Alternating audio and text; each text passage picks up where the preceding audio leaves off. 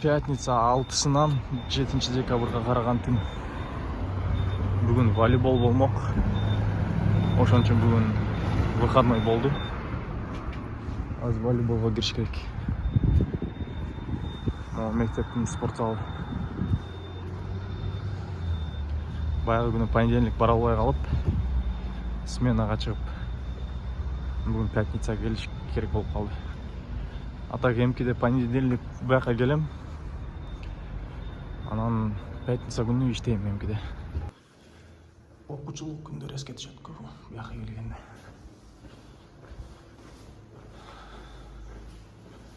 Бирок бул биз окуган мектеп эмес да, башка мектеп.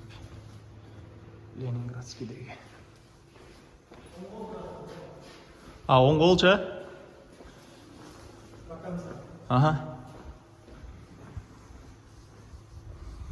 Охрана оңго дейт. Унутуп калган турган бул спорт залы жакта экен. Баягыда бир жолу эле келгем.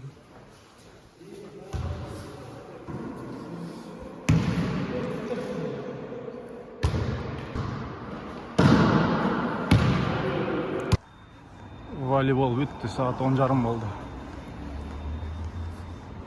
Токтогула. Карпенко күрүштөрдү доставка кылып коюп.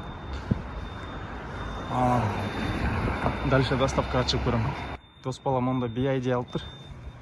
Буга да бир күн обзор кылып иштеп көрөбүз. BID.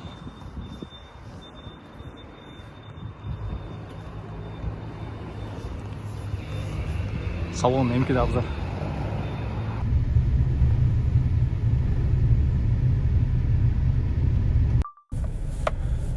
Так, рейс доставлен, эми линияга чыксак болот. Доставканын аккаунтуна киребиз эми. Доставочканын аккаунтка кирип туруп, фотоконтроль селфи дейт. Чачым болуп кеткен шапканын ичинде. Көздөр кашайып кетиптир го.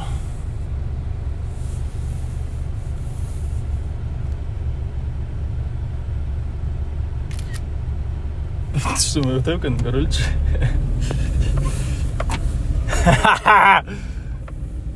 Селфи контроль походу өткөн окшойт. Линияга чыгабыз, биякта канча баланс бар экен. Баланс 449 сом бар экен. Опасное вождение деп 24 күнү бирөө койгон, тип нормально айдагам, каяктагы опасное вождение. Постоянно нормально айдайм, тем более клиенттермен жүргөндө ойлонгуча биякта бир байкап болду. Проверка селфи өтүптүр жанагы сүрөт. Страшный болуп түшкөн сүрөт. Базар жок.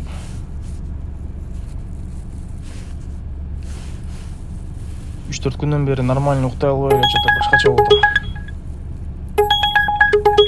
Бираздан кийин уйку чыгып кетет. От двери до двери заказ чыгып калды анга чейин. Зайдите, пожалуйста, в чайхану Мубарак по Гоголя, дейт. Как всегда, Мубарак. Өткөндө деле ушул жака кирип эле го. Биринчи заказ менен Мубаракка кирбей экен. Кеттик анда Мубаракка.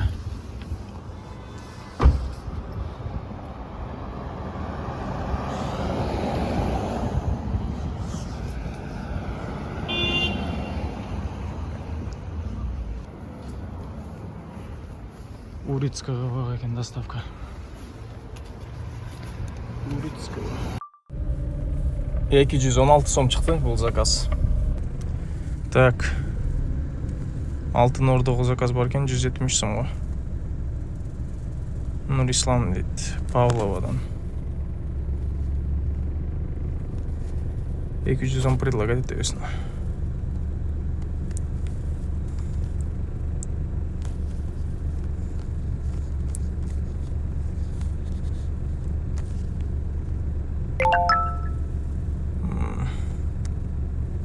Ойлонуп туруп алды го жаман. Павлова. Кеттик анда Павлова. Доставканы включать етіп қоямыз.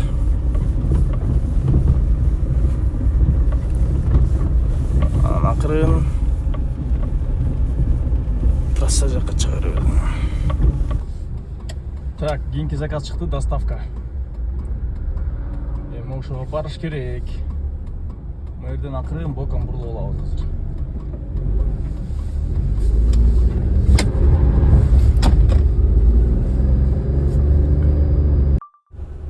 Так, мол заказ кен, взять наличную оплату за доставку 279 сом дейт. Азыр доставкада жакшы кылып коюптур, могу взять наличную оплату за доставку 279 деп заранее жазып. А так могу ылыйында 270 деп турат. А так биз только завершать эткенден кийин билчү элек да канча реальный суммасы канча чыкканынчы. Азыр уже типа комментарий сыяктуу кылып жазатырган кылып коюптур Яндекстин өзү. Хотя бы ошонусу жакшы болуптур. Чокморого барат экенбиз, 279 сомго доставка 10 километр. Жол опасный, тайгалак болуп калыптыр. На газ тээп туруп. На тормоз тепсең кээде таят. Жолдор жылтырап калганда уже. Мол фен доставка экен, короче. Подъездер жазылып турат, азыр карап туруп берип коюш керек этаждар. Бул заказды берип койдум, азыр подъездден чыгып баратам. Кийинкиси по цепочке чыгып калган, тоже от двери до двери экен. В кофейне ванилла дейт. Ваниллага барабыз эми.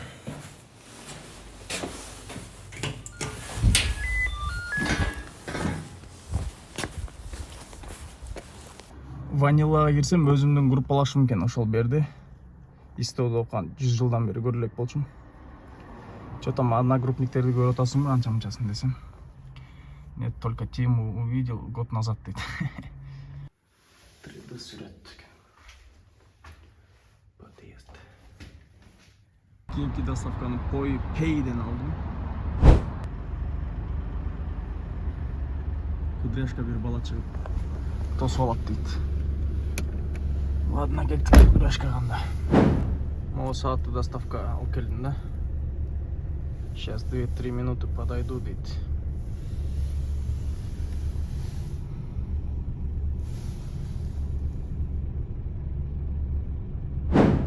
Ак өргөөгө келип калсаң ушакта эле жүрө берме, Суши Джейм деген жерден азыр бияка доставка алып келатам.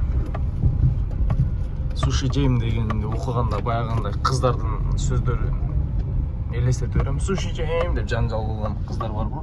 Капризничий деп. Уже подъезжаю к клиенту, уже чыгып күтүп турат экен.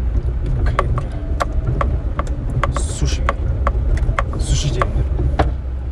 Ассаламу алейкум. Тиги артка салды го.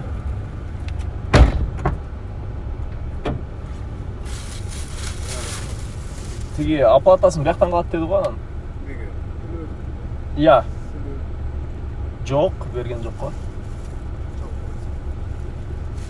Тиги номер бар силерде, алардын? Мен завершать этип салдым да, уже азыр телефон номери чыкпай калат.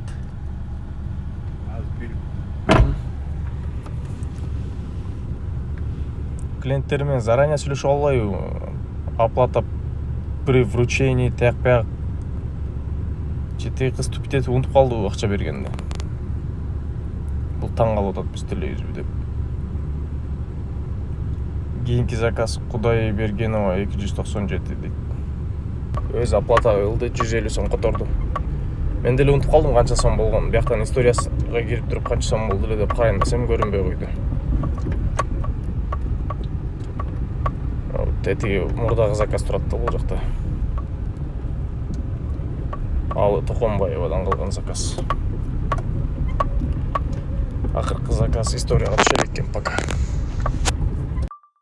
Мына кече айтсам ишенбедиңер эле, ошо ак ордолуктар ушул территорияда эле жүрөт.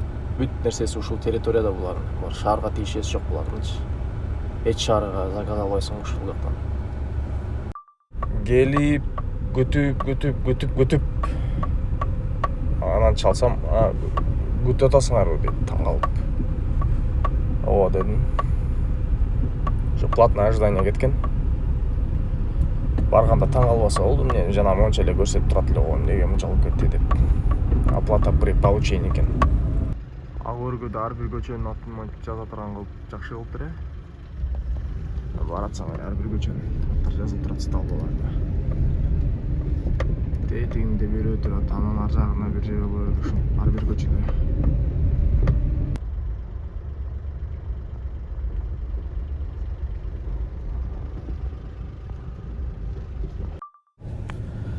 Так, наконец-то жасап бүттүм видеону. 3-дөн 4-үнө караган түнкү сменаны. 2 күндөн бери жасай албай жүрөт элем, там жарымына келип, кайра бир жумуш чыгып калып, кетип калып, кайра ушинтип эле. 3-дөн 4-үнө караган түнкү видео эми бүттү. Бүгүн 7 декабрь болуп калыптыр уже. Видеону загрузка кылып атам уже YouTube'га.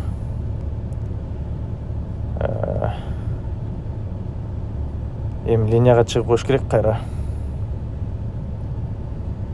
Так, ошентип специально убакыт бөлүп жасап алсаң, жасай албай чыдай бересиң да. Бир жума жүрө бересиң, кичинекейден жасап коюп. Видео жасаганга дагы күнүнө 2-3 саат кетет да. Аябай тез болгондо 1 саат кетиши мүмкүн, редко эле атак 2 саат кетет среднем. Ошон үчүн это тоже такой менет дегендей. Азыр бир заказ келди эле, машинаны жүргүзө элек болчу, мен жүргүзөйүнбү деп отурсам, чалып калды өздөрү. Бир эже чалып. Мен доставка боюнча чалып аттым эле, анан Кыргызстан деген коньяк алып келип бересиңерби дейт. Жок эже, кандай бизде выкуп менен. Курьерлерге заказ бериш керек деп. Мен доставка деп эле бияктан бай кылдым го дейт. Анан айттым, бизде андай выкуп менен жок деп. Курьерлерге заказ беришиңер керек деп. Бизде курьер жок дедим пока. Негизи курьер болуп бай кылганда чыкса деле андай арак ташымай жок да, ташыбай эле койгула. Потому что аракты ташыган киши деле, саткан киши деле, сатып алган киши деле, ичкен киши деле 10 түрдүү аракка тиешеси бар, спиртнойго. Адам Аллахтын каргышына илешип калышат да. 10 түрдүү ошол адамга каргыш уже жарыяланган. Хочешь не хочешь, илешип каласың. Адамдын каргышы тисе деле жаман, Аллахтын каргышы тисе башы оңбойт. Бул деле чалып, слоёный тест алып келип бергиле ошол жактан супермаркеттен дейт. Бизде выкуп жок дедим. Анда эми банкыңарга деле которуп коебуз, вообще болбойт десе, жок, вообще болбойт. Курьер заказ бергиле дедим. Глово слово. Поддержка жаздым, снимите этот заказ. Выкуп говорят, что-то надо купить. Вижу, что этот заказ отменен. Если у вас есть вопросы, пожалуйста, дайте мне знать. Өздөрү отмена кылып салыптыр, болсо бияктан отмена кылып салганга чейин. А так через поддержка эле отмена кылдырып салайын дедим эле. Поддержканы кичине напрягать этип, сервисте жокко мындай сатып алган депчи. Клиенттер жаман көнүп алышыптыр да, уже 2 заказ отмена кылдырып атам.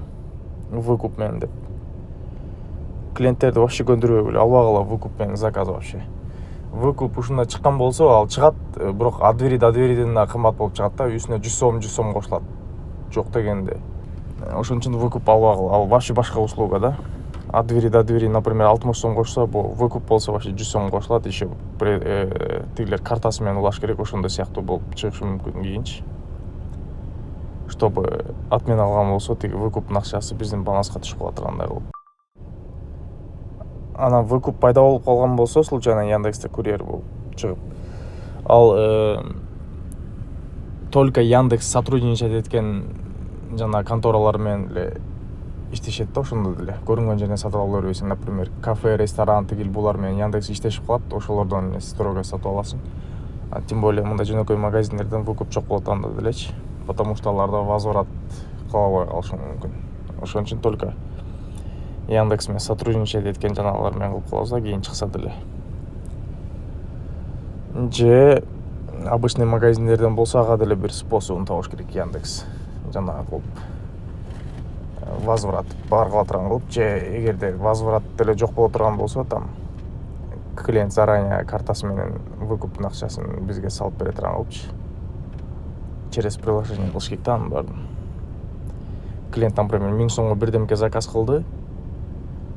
1000 сомун сразу снимать этип коет Яндекс, биздин баланска салып коет, биз сатып алабыз, алып барып беребиз. Анан тигинен доставкасы менен кошо снимать этип алат акчаны, ошол сыяктуу кылыш керек да. Так, индрайвтан 2 заказ 410 сом. Яндекстен 5 заказ, тиякта да 1 заказ, 6 заказ. Общий драйв менен кошулуп 1257 болот экен. Минус абайт этебиз. Бензинге 300 примерно 957 сом болот экен. А смена кыска эле смена болду там.